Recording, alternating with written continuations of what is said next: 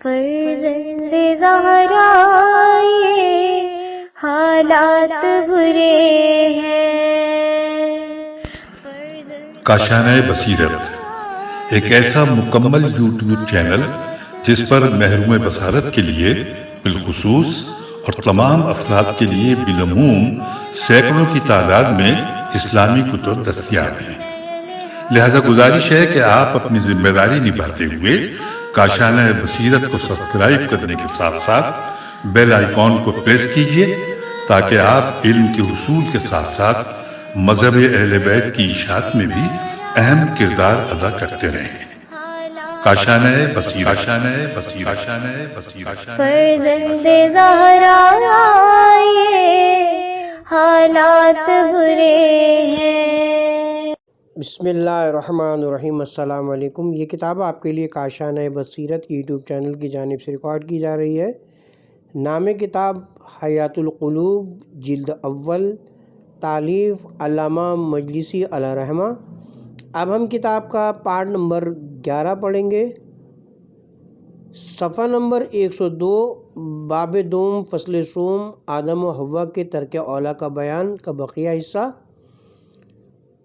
دوسری معتبر حدیث میں منقول ہے کہ علی بن جہیم نے حضرت امام رضا علیہ السلام سے دریافت کیا کہ آیا آپ قائل ہیں کہ پیغمبران خدا معصوم ہوتے ہیں؟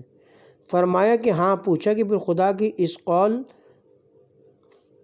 کے بارے میں آپ کی کیا رائے ہے، اور دوسری چند آیتیں بھی ہیں جو بعد میں مذکور ہوں گی۔ فرمایا کہ تجھ پر وائے و خدا سے خوف کر اور اس کے پیغمبروں کو بری باتوں سے نسبت نہ دے، کیونکہ خدا فرماتا ہے کہ قرآن کی تعویل خدا اور ان لوگوں کے سوا جو علم میں راسخ ہیں کوئی نہیں جانتا۔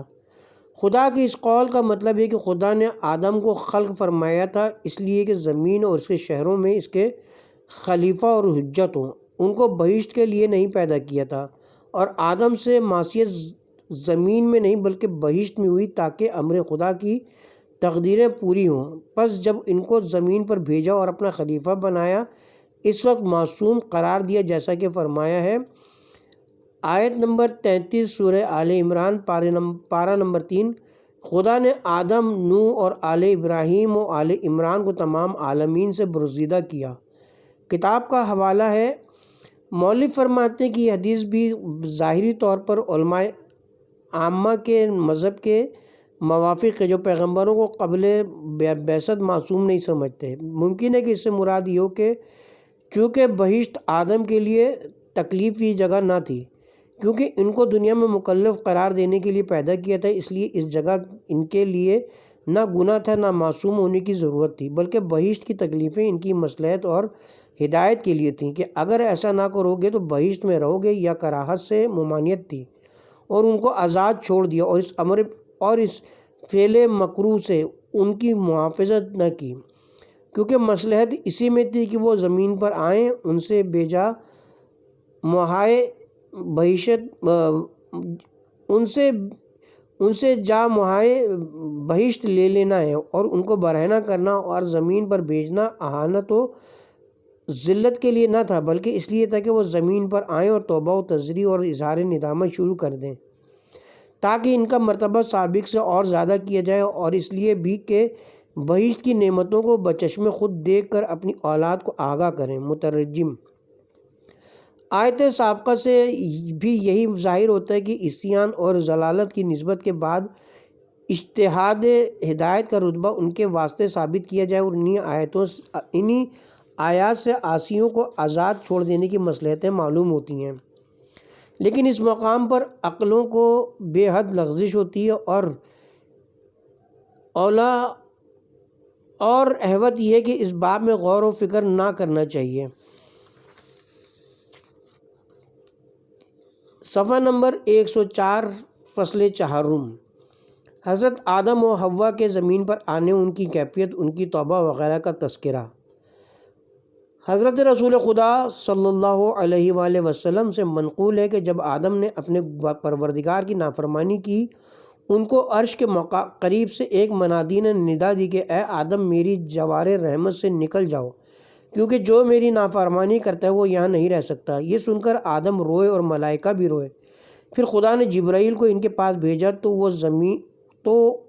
وہ ان کو زمین پر لائے۔ اس وقت حضرت آدم کا تمام جسم سیاہ ہو گیا۔ جب ملائکہ نے ان کا یہ حال دیکھا، فریاد و گریہ جاری کی، یہاں تک کہ ان کی آوازیں بلند ہوئیں اور سب نے درگاہ احدیت میں عرض کی کہ پالنے والے، تو نے ایک مخلوق پیدا کی، اس میں اپنی برگزیدہ روح داخل فرمائی اور فرشتوں کو اس کے سجدے کا حکم دیا، اور ایک گناہ کے سبب سے ان کے جسم کی سفیدی کو سیاہی سے بدل دیا۔ اس وقت آسمان سے منادی نے ندا کی کہ اے آدم، آج اس پالنے والے کے لیے روزہ رکھو۔ وہ چاند کی 13 تاریخ تھی۔ حضرت آدم نے روزہ رکھا، سیاہی کا تہائی حصہ زائل ہو گیا۔ پھر 14ویں تاریخ کو یہی آواز آئی، پھر آدم نے روزہ رکھا تو دو تہائی حصہ سیاہی کا برطرف ہوا۔ 15ویں تاریخ کو پھر ندا آئی اور آدم نے روزہ رکھا تو تمام بدن کی سیاہی دور ہو گئی۔ اس سبب سے ان تینوں دنوں کو ایام البیض کہتے ہیں۔ پھر منادی نے آسمان سے ندا کی کہ اے آدم، میں نے یہ روزے تمہارے اور تمہاری اولاد کے لیے مقرر کیے۔ جو شخص ہر ماہ میں یہ 3 روزے رکھے گا، ایسا ہے کہ اس نے تمام عمر روزے رکھے۔ آدم زانوں پر سر رکھے ہوئے نہایت محزون و غمگین بیٹھے تھے۔ خدا نے جبرائیل کو ان کے پاس بھیجا۔ انہوں نے اس رنج و اندوہ کا سبب پوچھا۔ جواب دیا کہ ہمیشہ یوں ہی غمگین رہوں گا یہاں تک کہ موت آئے۔ جبرائیل نے کہا، میں خدا کا رسول ہوں۔ خدا نے بعد سلام کے فرمایا ہے، حیاک اللہ و بیاک۔ آدم نے کہا، حیاک اللہ کے معنی تو جانتا ہے، یعنی خدا تم کو زندہ رکھے، لیکن بیاک کے کیا معنی، یعنی تم کو خوش رکھے۔ آدم یہ سن کر سجدے میں جھک گئے، پھر سر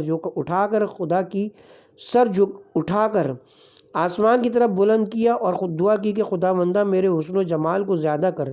جب صبح ہوئی ان کے چہرے پر نہایت سیاہ داڑھی نکلی ہوئی تھی۔ آدم نے اس پر ہاتھ پھیرا اور کہا، خداوندا یہ کیا ہے؟ فرمایا کہ یہ داڑھی ہے جسے میں نے تمہاری اور تمہارے فرزندوں کی زینت قرار دی۔ بسند حسن حضرت صادق علیہ السلام سے منقول ہے کہ جب آدم بہشت سے نیچے آئے، ان کے تمام جسم میں سر سے پیروں تک سیاہی پیدا ہو گئی تھی، جس سے وہ نہایت مغموم اور محزون ہوئے اور بہت روئے۔ جبرائیل نے ان کے پاس آ کر پوچھا کہ تمہارے رونے کا کیا سبب ہے؟ کہا، یہ سیاہی جو میرے تمام بدن میں ظاہر ہو گئی ہے۔ جبرائیل نے کہا، اٹھو اور نماز پڑھو کہ یہ نماز اول کا وقت ہے۔ حضرت نے نماز پڑھی، ان کی سیاہی سر سے سینے تک دفع ہو گئی۔ جب دوسری نماز کا وقت آیا، جبرائیل نے کہا، یہ دوسری نماز کا وقت ہے۔ آدم نے نماز ادا کی تو ان کے ناف تک کی سیاہی زائل ہوئی۔ پھر تیسری نماز کے وقت جبرائیل نے کہا کہ یہ نماز صوم کا وقت ہے۔ جب وہ نماز ادا کی تو ان کے زانوں تک کی سیاہی جاتی رہی۔ پھر چوتھے وقت آ کر کہا کہ اے آدم، یہ چوتھی نماز کا وقت ہے۔ جب نماز ادا کی تو ان کے پیروں تک کی سیاہی برطرف ہوئی۔ اسی طرح 5ویں نماز کے بعد ان کے تمام بدن کی سیاہی دور ہو گئی۔ آدم علیہ السلام خدا کی حمد بجا لائے اور اس کا شکر ادا کیا۔ جبرائیل نے کہا، اے آدم، اس نماز میں تمہارے فرزندوں کی مثال وہی ہے جو اس سیاہی میں تمہاری تھی، یعنی تمہاری اولاد سے جو شخص ہر شب و روز میں یہ 5 نمازیں بجا لائے گا تو گناہوں سے اسی طرح پاک ہو جائے گا جس طرح آپ اس سیاہی سے۔ بسند معتبر حضرت صادق علیہ السلام سے منقول ہے کہ اثناء طواف میں میرے پدر بزرگوار کی خدمت میں ایک شخص حاضر ہوا اور ان حضرت کے کاندھے پر ہاتھ رکھ کر کہا کہ میں آپ سے 3 سوال کرنا چاہتا ہوں جن کو سوائے آپ کے کوئی نہیں جانتا۔ حضرت نے سکوت فرمایا۔ جب طواف سے فارغ ہوئے اور حجر اسماعیل کے پاس آئے، 2 رکعت نماز ادا کی، فارغ ہو کر دریافت کیا کہ وہ شخص کہاں ہے جس نے سوال کیا تھا۔ وہ حاضر ہوا اور میرے پدر بزرگوار کے سامنے بیٹھ گیا اور سوال کیا کہ جب ملائکہ نے خلقت آدم پر اعتراض کیا اور خداوند عالم نے ان پر عتاب فرمائے تو پھر کس طرح ان سے راضی ہوا؟ فرمایا کہ فرشتوں نے 7 سال عرش کے گرد طواف کیا اور دعا و استغفار کرتے رہے۔ اس سبب سے خدا راضی ہوا۔ اس نے کہا، آپ نے سچ فرمایا۔ پھر پوچھا کہ آدم سے خدا کیوں کر راضی ہوا؟ ارشاد فرمایا کہ جب آدم زمین پر آئے تو ہند میں آئے تھے اور انہوں نے اپنے پروردگار سے جو اس گھر کا خالق ہے دعا کی۔ خدا نے ان کو حکم دیا کہ اس مکان کے پاس آئیں اور 7 مرتبہ طواف کریں اور مینا اور عرفات میں جا کر تمام مناسک حج بجا لائیں۔ وہ ہندوستان سے مکہ میں آئے، جس مقام پر ان کے قدم ہائے مبارک پڑے وہ زمین آباد ہو گئی، بقیہ زمین صحرا و میدان رہ گئی۔ پھر خانہ کعبہ کے گرد 7 بار طواف کیا اور تمام مناسک حج بجا لائے جس طرح خدا نے ان کو حکم دیا تھا۔ اس سبب سے خدا نے ان کی توبہ قبول کی اور ان کو بخش دیا۔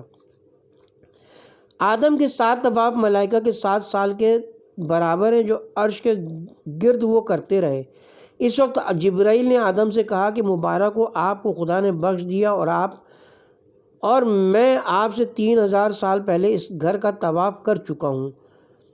آدم نے عرض کی کہ پروردگارا، تو مجھ کو اور میری ذریت کو بخش دے۔ حق تعالیٰ نے فرمایا کہ ان میں سے جو مجھ پر اور میرے رسولوں پر ایمان لائے گا اس کو بخشوں گا۔ سائل نے کہا یا حضرت آپ نے صحیح فرمایا، اور چلا گیا۔ میرے پردر بزرگوار نے مجھ سے فرمایا کہ یہ جبرائیل تھے، تمہارے معلم دین تمہیں تعلیم کرنے آئے تھے۔ کتاب کا حوالہ ہے۔ تیسرا سوال روایت میں درج نہیں ہے۔ مترجم کتاب کی طرف چلتے ہیں۔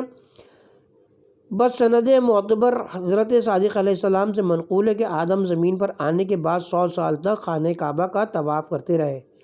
اس اثنا میں حوا کی طرف نظر نہیں کی اور بہشت کے فراق میں اس درجہ روئے کہ آپ کے روح مبارک کے دونوں طرف آنسوؤں کی 2 نہریں جاری تھیں۔ اس وقت جبرائیل ان کے پاس آئے اور کہا جب حیاک اللہ کہا، ان کے چہرے پر فرحت و مسرت کے آثار نمایاں ہوئے۔ وہ سمجھ گئے کہ خدا ان سے راضی ہوا، اور جب بیعاک کہا تو آدم خندہ زن ہوئے اور خانہ کعبہ کے دروازے پر کھڑے ہوئے۔ اس وقت اس پر اونٹ اور گائے کے چمڑے کا پردہ پڑا ہوا تھا اور کہا حق تعالیٰ نے فرمایا کہ تمہارا گناہ میں نے بخش دیا، تمہاری لغزش سے درگزر کی اور تم کو پھر اسی جگہ یعنی بہشت میں پہنچا دوں گا جہاں سے تم کو علیحدہ کیا ہے۔ مخالفین نے متعدد سندوں کے ساتھ عبداللہ بن عباس سے روایت کی کہ انہوں نے کہا کہ میں نے رسول خدا سے ان کلمات کو دریافت کیا جو آدم نے اپنے پروردگار سے سیکھے تھے اور جن کے سبب سے ان کی توبہ قبول ہوئی۔ فرمایا کہ محمد و علی و فاطمہ و حسن و حسین صلوات اللہ علیہم اجمعین کا واسطہ دے کر دعا کی کہ میری دعا قبول ہو، تو خدا نے ان کی دعا قبول کی۔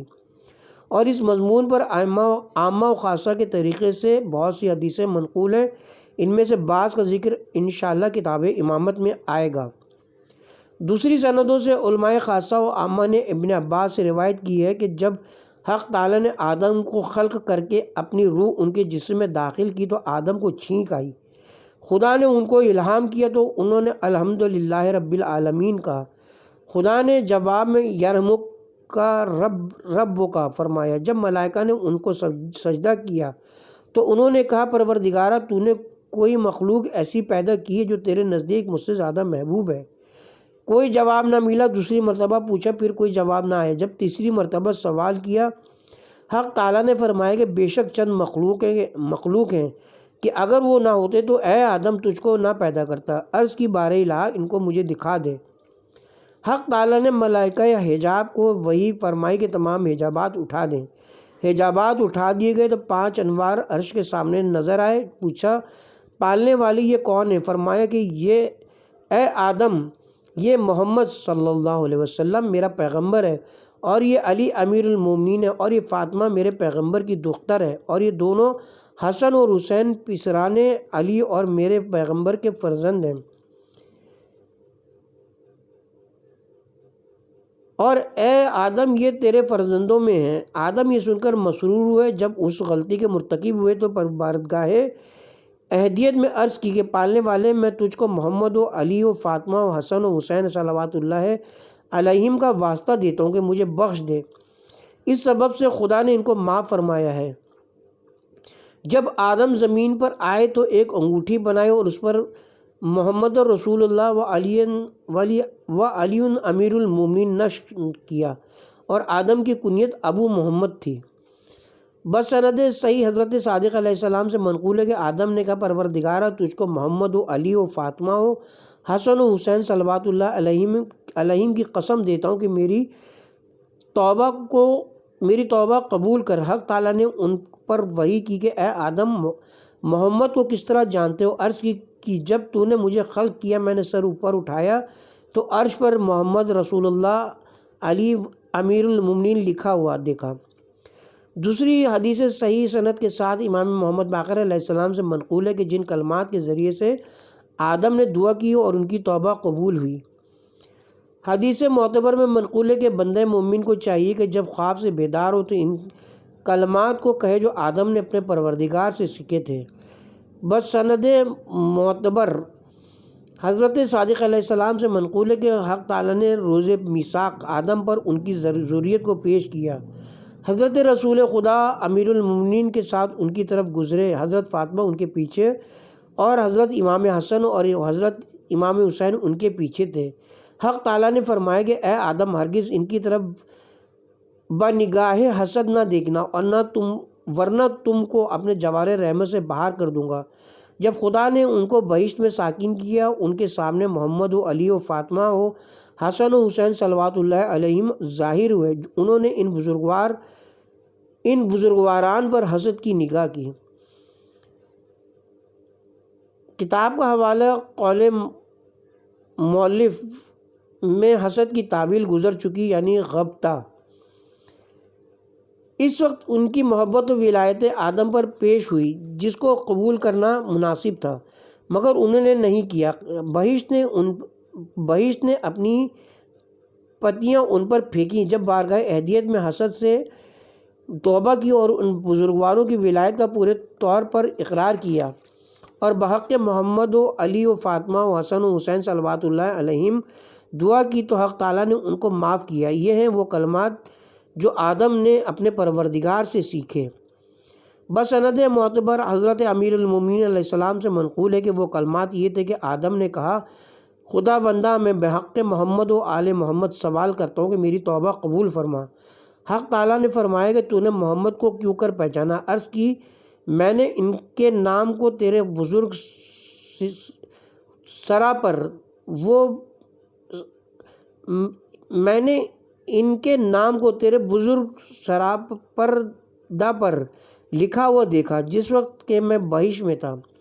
کتاب کا حوالہ مؤلف فرماتے ہیں کہ ان روایات میں کوئی منافات نہیں ہے، ممکن ہے کہ یہ سب واقع ہوا ہو اور ان تمام بزرگوں کو ان کی توبہ کی مقبولیت میں دخل ہو۔ بسند معتبر حضرت صادق علیہ السلام سے منقول ہے کہ بہت رونے والے 5 نفوس گزرے ہیں، آدم و یعقوب و یوسف و حضرت فاطمہ و امام زین العابدین علیہ السلام۔ آدم اس قدر بہشت کی جدائی میں روئے کہ ان کے دونوں رخساروں پر آنسوؤں کی 2 نہریں جاری ہو گئیں۔ جناب رسول سے منقول ہے کہ آدم علیہ السلام روز جمعہ کو زمین پر تشریف لائے۔ حدیث معتبر میں حضرت صادق علیہ السلام سے منقول ہے کہ جب خدا نے آدم علیہ السلام کو بہشت سے زمین پر بھیجا، 120 درخت ان کے ہمراہ کیے۔ 40 درخت ان میں سے ایسے تھے جن کے پھلوں کے اندرونی و بیرونی سب حصے کھائے جا سکتے ہیں، اور 40 ایسے تھے جن کے صرف بیرونی حصے کھائے جا سکتے ہیں اور اندرونی حصے پھینک دیے جاتے ہیں۔ حضرت آدم علیہ السلام اپنے ساتھ ایک تھیلی بھی لائے تھے جس میں ہر چیز کے بیج تھے۔ بسند معتبر منقول ہے کہ ابن ابی نصر نے حضرت امام رضا علیہ السلام سے سوال کیا کہ کیوں کر پہلے بوئے خوشگوار پیدا ہوئی؟ فرمایا کہ تمہارے ہم جلیس اس بارے میں کیا کہتے ہیں؟ عرض کی کہ وہ کہتے ہیں کہ آدم جب زمین نے ہند پر بہشت سے تشریف لائے تو اس کی مفارقت پر گریہ فرمایا، ان کے آنسوؤں سے زمین میں گڑھے ہو گئے، اسی سے خوشبو پیدا ہوئی۔ حضرت نے فرمایا ایسا نہیں ہے، بلکہ حوا نے اپنے گیسوؤں کو درختان بہشت کی پتیوں سے معطر کیا تھا۔ جب زمین پر آئیں بعد اس کے کہ جب کہ مصیبت میں مبتلا ہوئی تھی تو خون حیض دیکھا اور غسل پر معمور ہوئیں۔ جب اپنے گیسو کھولے، حق تعالیٰ نے ایک ہوا بھیجی، اس نے ان بہشتی پتیوں کو منتشر کیا اور جس جس جگہ خدا کی مرضی تھی پہنچا دیا۔ معتبر سندوں کے ساتھ حضرت صادق علیہ السلام سے منقول ہے کہ کوہ صفا کو اس لیے صفا کہتے ہیں کہ مصطفیٰ برگزیدہ یعنی آدم علیہ السلام اس پر نازل ہوئے، اس وجہ سے اس پہاڑ کے لیے آدم کے نام سے ایک نام مشتق کیا، جیسا کہ حق تعالیٰ فرماتا ہے، اور حضرت حوا کوہ مروہ پر نازل ہوئیں، اس لیے اس کو مروہ کہتے ہیں، کیونکہ مروہ عورت اس پر نازل ہوئی، اسی لیے اس کا نام عورت کے نام سے مشتق کیا۔ بس سند معتبر منقول ہے کہ ایک مرد شامی نے حضرت امیر المومنین علیہ السلام سے سوال کیا کہ روئے زمین پر گرامی ترین وادی کون ہے؟ فرمایا کہ جس کو سراندیپ کہتے ہیں، آسمان سے اسی وادی پر آدم اترے تھے۔ کتاب کا حوالہ مؤلف فرماتے ہیں کہ آدم و حوا کے نازل ہونے کی تعین میں حدیثیں مختلف ہیں۔ بہت سی معتبر حدیثیں اس پر دلالت کرتی ہیں کہ آدم کوہ صفا پر اور حوا کوہ مروہ پر نازل ہوئیں، اور بہت سی حدیثوں سے ظاہر ہوتا ہے کہ یہ دونوں ہندوستان میں نازل ہوئے۔ علماء عامہ میں یہ مشہور ہے کہ آدم سراندیپ کے ایک پہاڑ پر نازل ہوئے جس کو نوت کہتے ہیں، اور حوا جدہ میں نازل ہوئی۔ لہٰذا اگر ہندوستان کے بارے میں خبریں تقیہ پر محمول ہوں تو بعید نہیں ہے، اور ممکن ہے کہ پہلے ہندوستان میں نازل ہوئے ہوں، پھر مکہ میں داخل ہونے کے بعد صفا و مروہ پر قیام کیا ہو، جیسا کہ بعد کی حدیثوں سے ظاہر ہے۔ بس سند معتبر بکیر سے منقول ہے کہ حضرت صادق علیہ السلام نے اس سے دریافت کیا کہ آیا تو جانتا ہے کہ حجر اسود کیا تھا؟ بکیر نے کہا کہ نہیں۔ فرمایا کہ وہ خدا کا ایک فرشتہ بزرگ تھا۔ جب حق تعالیٰ نے فرشتوں سے عہد لیا تو سب سے پہلے جو ایمان لایا اور جس نے اقرار کیا وہی فرشتہ تھا۔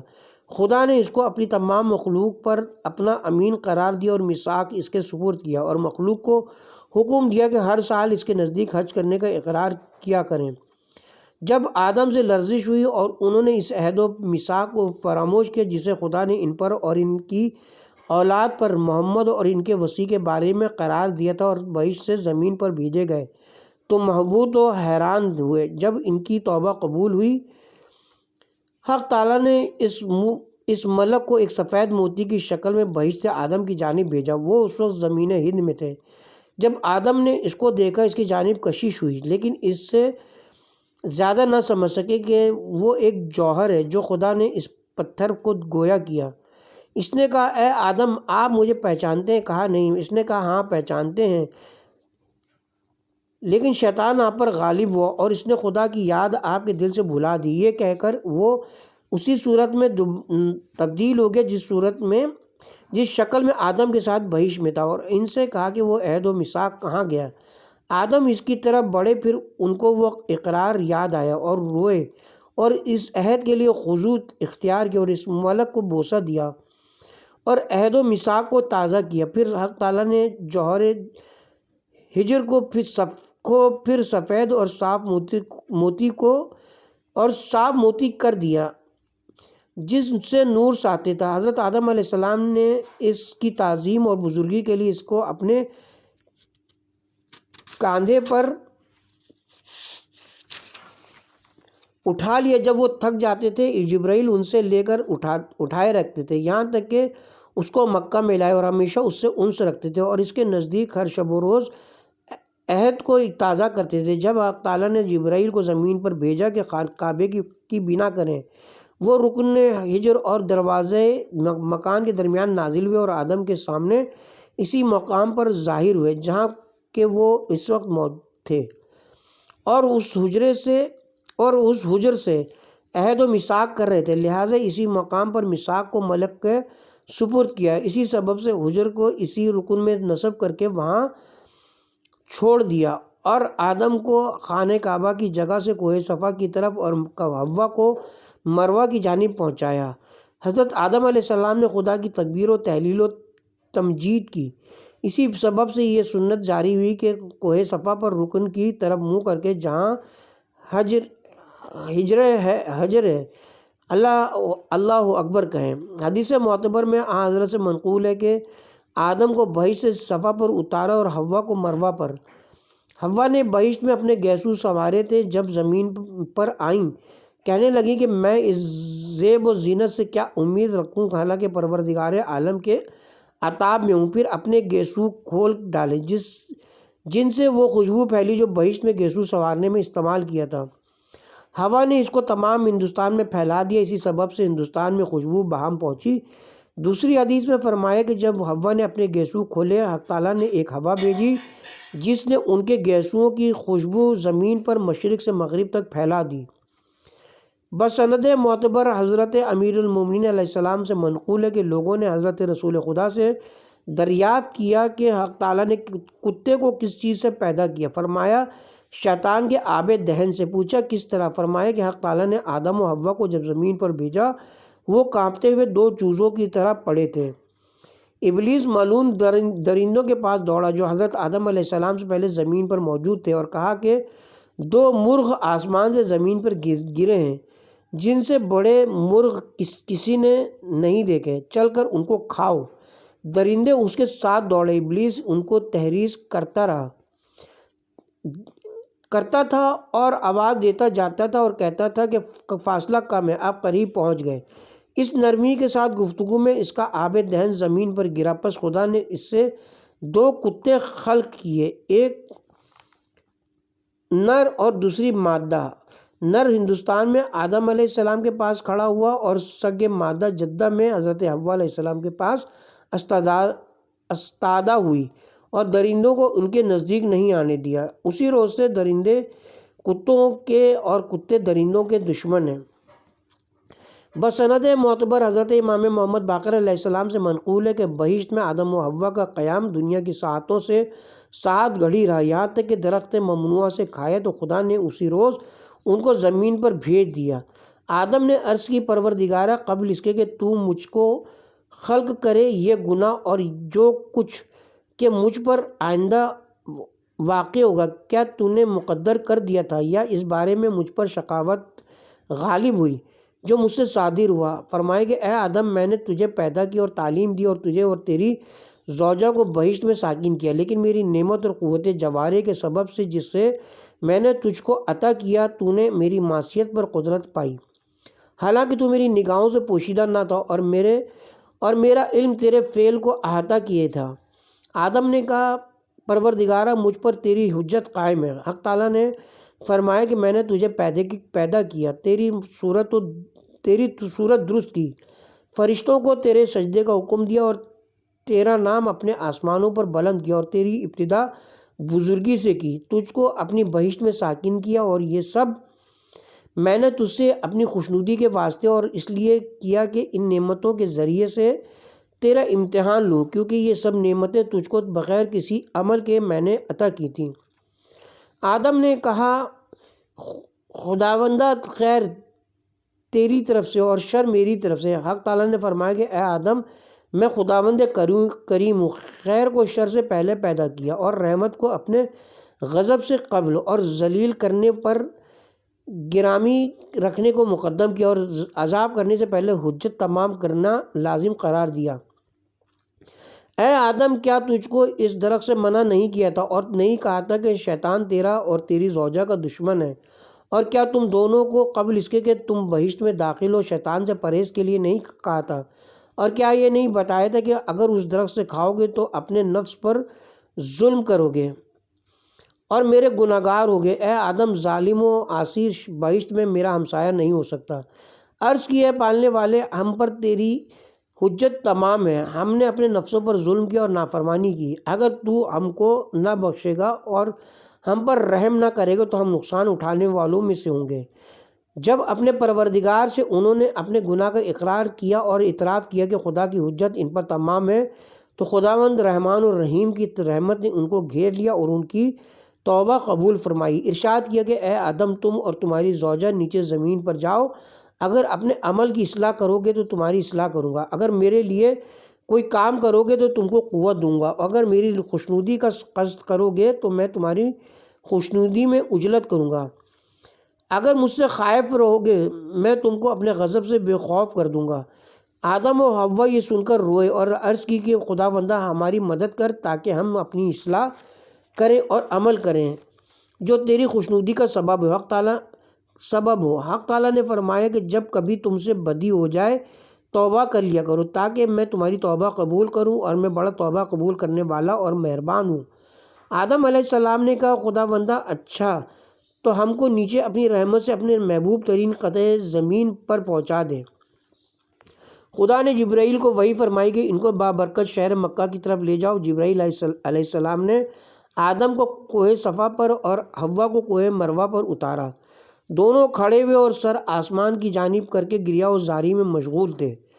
خدا کی طرف سے ان کو آواز آئی کہ کیوں روتے ہو جبکہ میں تم سے راضی ہوں۔ عرض کی پالنے والے، ہم اپنے گناہ کے سبب سے روتے ہیں، اسی کے سبب سے ہم اپنے پروردگار کے جوار رحمت سے الگ ہوئے۔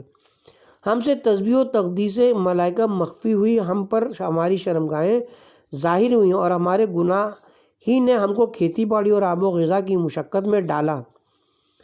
ہم کو شدید وحشت ہو رہی ہے اس جدائی کے سبب سے جو ہمارے درمیان واقع ہوئی ہے۔ تو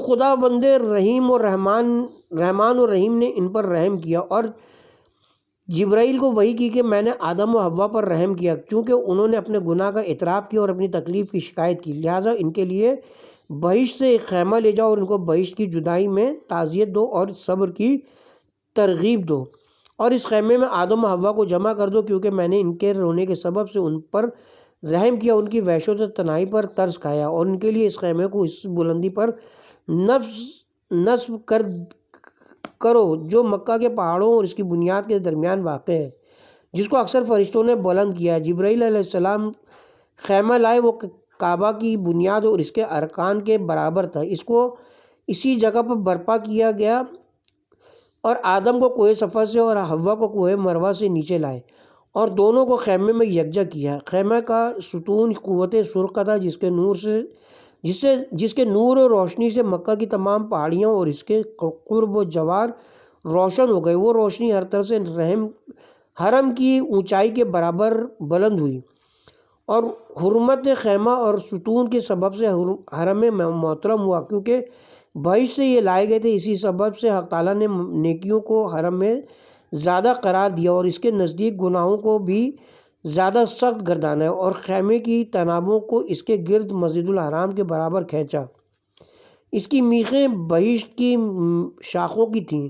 دوسری روایت میں ہے کہ بہشت کے طلائے خالص کی تھیں، اور اس کی تنابیں بہشت کی ارغونی ڈوریوں کی تھیں۔ خدا نے جبرائیل کو وحی کی کہ 70,000 فرشتوں کو زمین پر لے جائیں جو سرکشان جن سے خیمے کی حفاظت کریں، اور آدم و حوا کے مونسوں اور خیمے کی تعظیم کے لیے اس کے گرد طواف کریں۔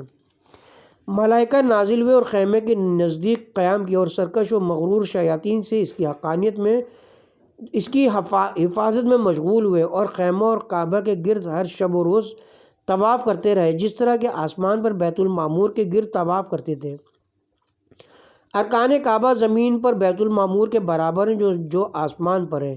اس کے بعد حق تعالیٰ نے جبرائیل کو وحی کی کہ آدم و حوا کے پاس جا کر ان کو میرے گھر کی بنیادوں سے دور کر دو، کیونکہ میں چاہتا ہوں کہ فرشتوں کے ایک گروہ کو زمین پر بھیجوں جو میرے گھر کی بنیادوں کو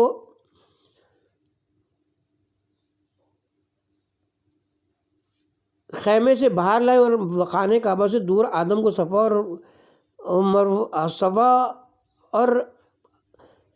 اور خانہ کعبہ سے دور آدم کو صفا پر اور حوا کو مروہ پر پہنچا دیا، اور خیمے کو آسمان پر لے گئے۔ آدم و حوا علیہ السلام نے کہا، اے جبرائیل، کیا خدا کے غضب کے سبب سے تم نے ہم کو اس مکان سے علیحدہ کیا اور ہم میں جدائی ڈالی، یا خدا کی خوشنودی کے باعث ہمارے لیے ایسی مصلحت سمجھی گئی اور مقدور ہوئی ہے؟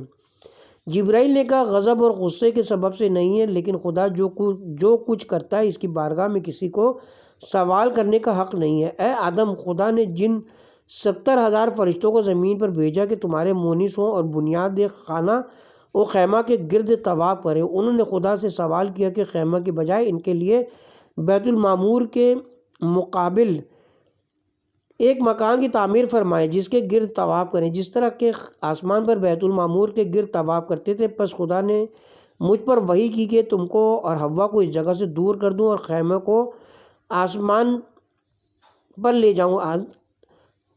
آدم علیہ السلام نے کہا، میں تقدیر خدا اور اس کے حکم پر جو ہمارے حق میں جاری ہوا ہے راضی ہوں۔ لہٰذا آدم صفا پر اور حوا مروہ پر رہتے تھے، یہاں تک کہ آدم کو حوا کی مفارقت سے وحشت اور بےحد تکلیف ہوئی، تو کوہ صفا سے نیچے آئے اور کوہ مروہ کی طرف شوق میں متوجہ ہوئے کہ حوا کو سلام کریں، اور اس وادی میں پہنچے جو صفا و مروہ کے درمیان تھی، جہاں نشیب تھا۔ آدم کوہ صفا سے حوا کو دیکھتے تھے۔ جب وادی میں پہنچے تو نظروں سے کوہ مروہ پوشیدہ ہو گیا اور حوا بھی چھپ گئیں، تو آدم اس وادی میں اس خیال سے ڈرے کہ شاید راہ بھول گئے ہیں۔ وادی سے اوپر آئے، مروہ پر دیکھ پہنچے تو دوڑنا ترک کیا اور اوپر چڑھ کر حوا کو سلام کیا۔ پھر دونوں کعبے کی طرف دیکھنے لگے کہ شاید اس کی بنیادیں بلند ہوئی ہوں۔ پھر خدا نے دعا کی کہ ان کو اپنے مکان محترم میں واپس کر دیں۔ پھر آدم مروہ سے نیچے آیا اور صفا پر پہنچ کر کھڑے ہو گئے، پھر کعبے کی طرف رخ کر کے دعا کی۔ اس کے بعد پھر حوا کے مشتاق ہوئے اور کوہ صفا سے نیچے آئے اور مروہ کی جانب چلے۔